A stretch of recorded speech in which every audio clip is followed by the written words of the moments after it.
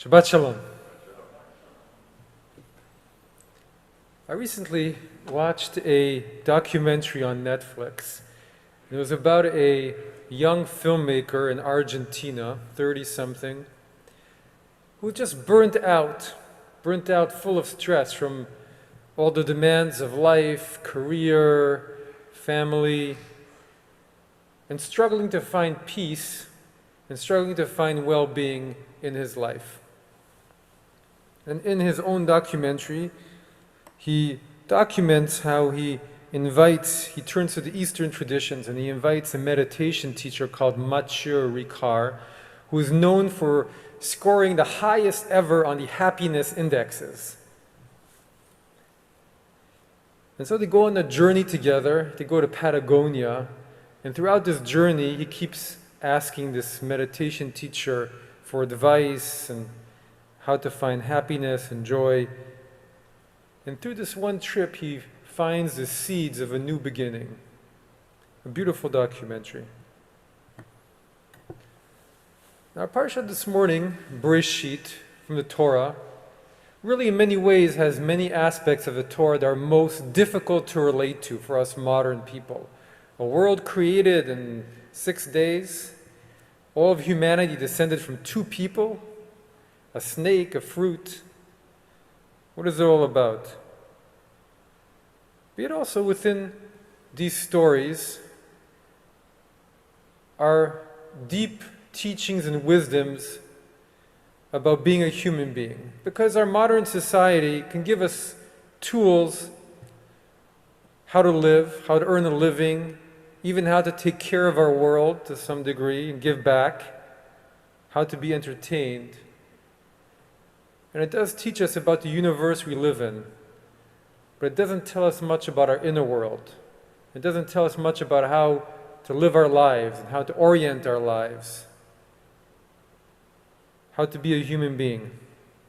And we've all spent a lot of time over the last year and a half just in our experiences as human beings, with our own selves and with our few loved ones. Right? The Torah's first teaching in the drama of creation, the creation of light amidst the unformed and the unseen, the void, the desolation of the cosmos. And so the Torah says, let there be light, right? Vayihi or, and there was light. And God saw the light was good. And actually, if you read the first 4 verses of the whole of the Bible, you find the words light and darkness come up 7 times, just in the first few verses. And in doing so, the Torah sets up a fundamental idea of what the world is about, the spiritual reality of the world. Light and darkness, a dynamic that's interwoven into every part of our lives, into our personal lives, as we see so often, with everything we go through the years and decades. And also if you look at the story of the world and the forces that push our humanity in this direction or in that direction throughout the great events of history, love and hate, chaos and order, fear and hope. It's a reality that connects to how we live. And so if we are faced that there is a power of chaos and of disorderliness and of hate in this world that we encounter in our own lives, within our own selves, and in the outside world, then from the very beginning the Torah says, well, what we're here to do is to bring that force of light into the world. And we're to be those force of goodness and compassion. That we're part of something much larger than just our own little lives. And as the Jewish sages would later understand that our job is to raise those sparks of light in that great dichotomy in the world. And that we're not just here in this world and to let the seasons pass and the years pass and decades pass, but we're here as part of something much grander, to bring one tiny little piece of goodness into the world and leave it there, and then go on to whatever is next. We're part of something much greater and a much greater dynamic. We each do it in our own unique way. And to live life from that place, what greater meaning is there than that? the very first piece of wisdom from the Torah. Another of the great teachings just from the beginning, the story of creation of Adam and Eve, the story of the first two human beings. So what does this story even teach us? The story about a garden, some garden where Adam and Eve live in. So they live in this garden, and in the garden they experience interconnectedness. They experience closeness to each other. They experience closeness to nature. They can speak to the animals. They can speak to God. And they're unaware that they're separate. They don't even notice that they're naked because they're so united with each other and with all.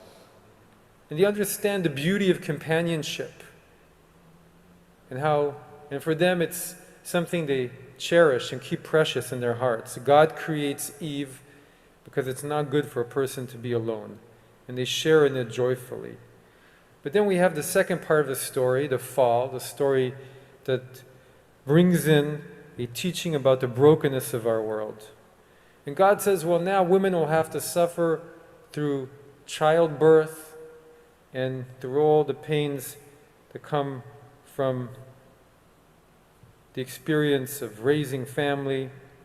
And men, the endless toiling of the land and their quest to try and help their families and themselves meet their physical needs, the labor to upkeep physical life. But even more than that, what our tradition teaches us is that Adam and Eve lost that experience of feeling one, and they started to experience all the difficulties that we all experience: fears, darkness, shame, hate. And they're now separate and individual consciousness. Even though they're still Adam and Eve, they now seek to hide their nakedness from each other and from God. And they start to misunderstand each other. What's the first thing that Adam says after he eats of the apple? He blames Eve for the mistake. And the Torah is teaching about a fundamental disconnect about what it means to be a human being. We live these lives and we experience brokenness, we experience loss. We all have a part of us that thinks this is not how it should be. This is not how it's supposed to be. This is not how it should be. And there's a part of all of us that's always desperately seeking back that connection, desperately seeking back that unity, wanting to understand the world and each other. But we're just individual beings. We're trying to seek fullness of heart, but the world is so fleeting.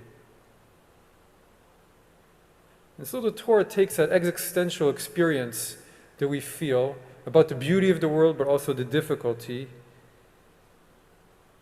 And it tells us that there's a part of every human being, our soul, that belongs in that unity place.